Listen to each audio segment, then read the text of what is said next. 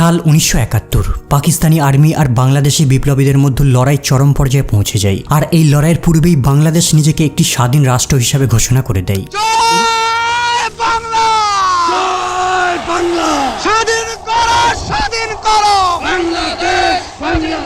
এরই মধ্যে 1971 সালের 3 ডিসেম্বর ভারতের বিরুদ্ধে পাকিস্তান হঠাৎ যুদ্ধ শুরু করে দেয়। আর ইন্ডিয়ান এয়ারফোর্সও এর প্রতিশোধ নেওয়ার জন্য যুদ্ধে নেমে পড়ে। আর ঠিক এভাবেই শুরু হয় 1971 সালের ভারত পাকিস্তান যুদ্ধ। এমন এক যুদ্ধ যার শেষে একটি গোটা দেশ ভাগ হয়ে গিয়ে জন্ম নেয় একটি নতুন দেশ, বাংলাদেশ। আজকের ভিডিওতে জানবেন এই যুদ্ধের সূত্রপাত কিভাবে হয়েছিল আর বাংলাদেশকে একটি স্বাধীন রাষ্ট্র হিসেবে প্রতিষ্ঠিত করার পেছনে ভারতের কতটা অবদান রয়েছে। 1971 সালের পূর্বে বাংলাদেশ পাকিস্তানেরই অংশ ছিল। সেই সময় একে ইস্ট পাকিস্তান বলা হতো আর বর্তমানের পাকিস্তানকে ওয়েস্ট পাকিস্তান বলা হতো।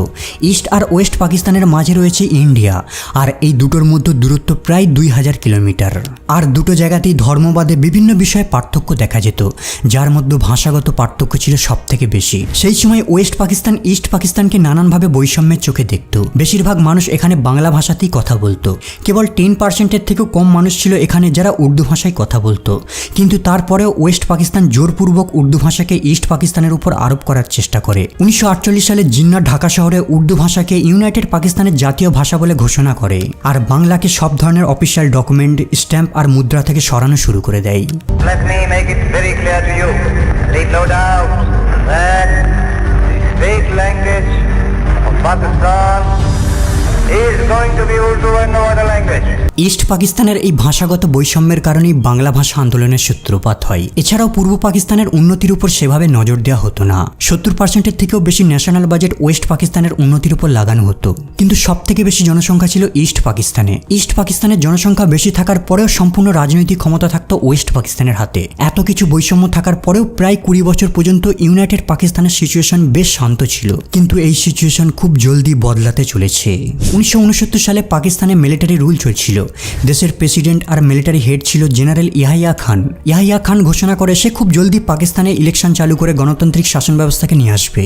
ডিসেম্বর 1970 সালে এই ইলেকশনটি হয়, কিন্তু ভোটের রেজাল্ট দেখে গোটা পাকিস্তান চমকে ওঠে।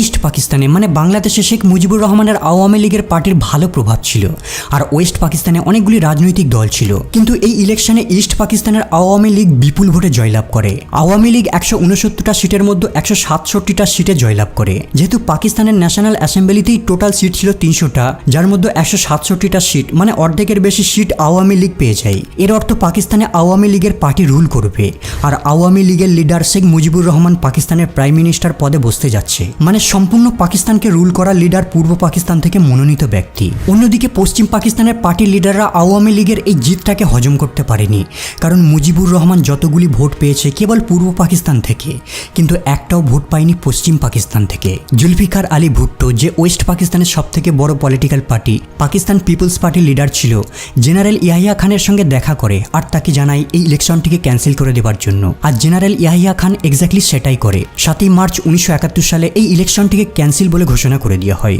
আর এই শকিং নিউজটি শুনে গোটা ইস্ট পাকিস্তানের জনগণ হতবাক হয়ে যায়। তাদের সঙ্গে এত বড় প্রতারণা করা হবে যে তারা স্বপ্নেও ভাবতে পারেনি। ইলেকশন বাতিল ঘোষণা করার পরেই আওয়ামী লীগ পার্টির সাপোর্টাররা আন্দোলন শুরু করে দেয়। শেখ মুজিবুর রহমান এই সময় একটি পাওয়ারফুল ভাষণ দেয়, এক ঐতিহাসিক ভাষণ। আমার উপর বিশ্বাস আছে, রক্ত যখন দিয়েছি রক্ত আরো দেব, এদেশের মানুষকে মুক্ত করে ছাড়বো ইনশাআল্লাহ। এমন এক ভাষণ যা সমগ্র বাংলাদেশিদের ইন্সপায়ার করে দেয়। আর তার নেতৃত্বে লার্জ স্কেলে প্রতিবাদ আর স্ট্রাইক শুরু হয়ে যায়। জনগণ আর আর্মিদের মধ্যে দ্বন্দ্ব শুরু হয়ে যায়। আর ধীরে ধীরে এই আন্দোলন সমগ্র পূর্ব পাকিস্তানে ছড়িয়ে পড়ে। এই আন্দোলনের একটাই দাবি, একটি নতুন দেশ গঠন, বাংলাদেশ। এবারে সংগ্রাম আমাদের মুক্তির সংগ্রাম, এবারে সংগ্রাম স্বাধীনতার সংগ্রাম। প্রেসিডেন্ট ইয়াহিয়া খানের আর বুঝতে বাকি নেই যে ইস্ট পাকিস্তান ভাগ হতে চলেছে। এই কারণে সে মার্চ 1971 সালে এই আন্দোলনটিকে দমন করার জন্য একটি বিশেষ মিলিটারি অপারেশন পরিচালনা করার পরিকল্পনা করে। এমন এক অপারেশন যা নৃশংসতার সমস্ত লিমিট ক্রস করে ফেলে। 21 মার্চ 1971 সালে রাতের অন্ধকারে ওয়েস্ট পাকিস্তান থেকে ঢাকার দিকে কিছু প্লেন ফ্লাই করে। কারা ছিল এরা? এরা সবাই ছিল পাকিস্তানি সোলজার, যারা একটি অপারেশন চালাতে আসছে পূর্ব পাকিস্তানে, সার্চ লাইট অপারেশন। পরের দিন শেখ মুজিবুর রহমানকে গ্রেপ্তার করে ইস্ট পাকিস্তান থেকে ওয়েস্ট পাকিস্তানে পাঠিয়ে দেওয়া হয়। কিন্তু গ্রেপ্তার হওয়ার পূর্বেই শেখ মুজিবুর রহমান বাংলাদেশকে একটি স্বাধীন স্বতন্ত্র রাষ্ট্র বলে ঘোষণা করে দেয়। এই ঘোষণাটিকে একটি ট্রান্সমিটারের সাহায্যে প্রচার করা হয়েছিল।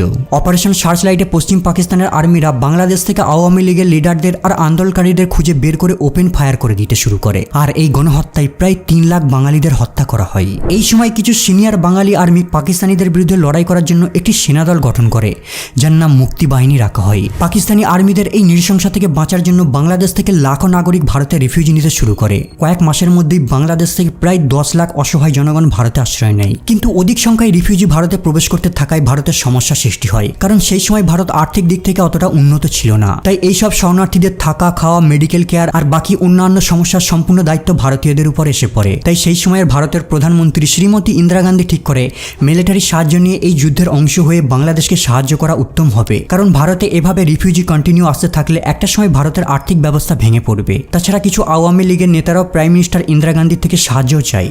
24শে এপ্রিল 1971 সালে ইন্দিরা গান্ধী জেনারেল স্যাম মানেকশকে পাকিস্তানের বিরুদ্ধে যুদ্ধের জন্য প্রস্তুত নিতে বলে। আর এই আদেশ পাওয়ার পর ইন্ডিয়া ডাইরেক্টলি যুদ্ধে ইনভলভ না হয়ে ইনডাইরেক্টলি মুক্তি বাহিনীকে সাহায্য করত, তাদের অস্ত্র সাপ্লাই করত আর তাদের ট্রেনিং দিত এই ভারতীয় আর্মিরা। যখন পাকিস্তানিরা উপলব্ধি করতে পারে যে ইন্ডিয়ান আর্মিরা বাংলাদেশিদের গোপনে সাহায্য করছে, তারা মনে করে হয়তো ভারত তাদের উপর সম্ভবত আক্রমণ করতে পারে। তাই তারা ভারতকে ভয় দেখাতে অমৃতসর, আগ্রা, পাঠানকোট, যোধপুর, শ্রীনগর, আম্বালা মোট 11টা এয়ারফিল্ডকে টার্গেট করে বোম্বিং করা শুরু করে। ইন্দিরা গান্ধী যখন এই অ্যাটাকের ব্যাপারে জানতে পারে, সঙ্গে সঙ্গে রেডিওর মাধ্যমে অল ইন্ডিয়া ব্রডকাস্ট করে দেয়। जय हिंद। आपसे मैं एक खतरे के समय बोल रही हूँ। कुछ ही घंटे पहले करीब 5:30 बजे शाम के 3 दिसंबर पाकिस्तान ने हमारे ऊपर एक हमला किया।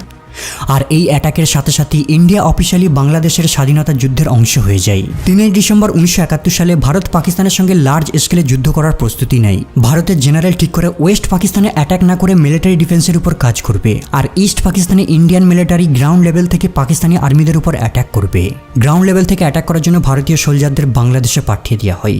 ইন্ডিয়ান আর্মিরা গ্রাউন্ড লেভেল থেকে, সমুদ্র থেকে নেভি আর উপর থেকে বিমানের সাহায্যে পাকিস্তানি আর্মিদের উপর আক্রমণ কন্টিনিউ চালিয়ে যায়। পরের দিন 4 ডিসেম্বর ইন্ডিয়ান এয়ারফোর্স ওয়েস্ট পাকিস্তানে বিমানের সাহায্যে উপর থেকে অ্যাটাক করা শুরু করে। অন্যদিকে ইন্ডিয়ান নেভির ইস্টার্ন ফ্লিট বাংলাদেশের 2টো পোর্ট চিত্তগং আর কক্সবাজারে অ্যাটাক করার জন্য এগিয়ে যায়। তাছাড়া বাংলাদেশে পাকিস্তানি আর্মিদের এয়ার সাপ্লাইকেও কাট আপ করে দেওয়া হয়, আর পানিপথের রাস্তাকেও ভারতীয় নেভিরা ব্লক করে দেয়। আর ভূমির ওপর মুক্তি বাহিনীর সেনারা পাকিস্তানি আর্মিদের খুঁজে বের করে মারা শুরু করে। 12 ডিসেম্বরের মধ্যে ইন্ডিয়া পাকিস্তান যুদ্ধে পাকিস্তান একটা বড় হারকে চোখের সামনে দেখতে পায়। 7 ডিসেম্বরের মধ্যে ইন্ডিয়ান আর্মি পূর্ব পাকিস্তানের মেজর পার্টকে দখল করে নেয়। পূর্ব পাকিস্তানের বড় শহর যেসরকে সবার আগে স্বাধীন করা হয়। এখন বাংলাদেশকে সম্পূর্ণভাবে স্বাধীন করার জন্য ঢাকা শহরকে ক্যাপচার করা অত্যন্ত জরুরি। 16 ডিসেম্বর 1971 সালে ইন্ডিয়ান আর্মি ঢাকা শহরকে চতুর্দিক থেকে ঘেরাও করে ফেলে, আর পাকিস্তানি আর্মিদের 30 মিনিট সময় দেওয়া হয় সারেন্ডার করার জন্য। এই সময় পাকিস্তানি আর্মিরা জীবন বাঁচানোর জন্য ঢাকা ইউনিভার্সিটির ভেতর লুকিয়েছিল।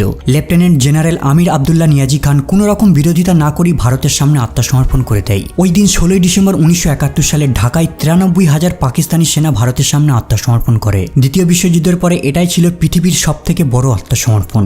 আর এভাবেই ইস্ট পাকিস্তান একটি স্বাধীন বাংলাদেশ রাষ্ট্র হিসেবে বিশ্বের মানচিত্রে জায়গা পায়। 6 ডিসেম্বর 1971 সালে ভুটান প্রথম দেশ ছিল যে বাংলাদেশকে অফিসিয়ালি স্বীকৃতি দেয়, আর ওই দিনই ভারতও বাংলাদেশকে অফিসিয়ালি স্বীকৃতি দেয়। আর ফাইনালি 1972 সালে পাকিস্তান বাংলাদেশকে একটি রাষ্ট্র হিসেবে স্বীকৃতি দেয়, আর সেই সাথে মুজিবুর রহমানকে জেল থেকে মুক্ত করে দেওয়া হয়। যখন মুজিবুর রহমান ঢাকায় ফেরে তাকে একজন হিরোর মতো সম্মান করা হয়। এরপর 1973 সালে যখন স্বাধীন বাংলাদেশে ইলেকশন হয়, মুজিবুর রহমান মেজরিটি ভোটে জয়লাভ করে, আর তার আওয়ামী লীগ পলিটিক্যাল পার্টি স্বাধীন বাংলাদেশের রুলিং পার্টি হয়। কিন্তু বন্ধুরা, বাংলাদেশের এই স্বাধীনতার জন্য অসংখ্য ব্যক্তিকে তাদের জীবন, ভূমি সবকিছুকেই উৎসর্গ করতে হয়েছিল। কেবল 25শে মার্চ 1971 সালে এক রাতে 7,000 বাঙালিদের হত্যা করে দেওয়া হয়। অগণিত বিপ্লবীদের বলিদানের বিনিময়ে আর ভারতের সহায়তায় আজ বাংলাদেশ একটি স্বাধীন রাষ্ট্র।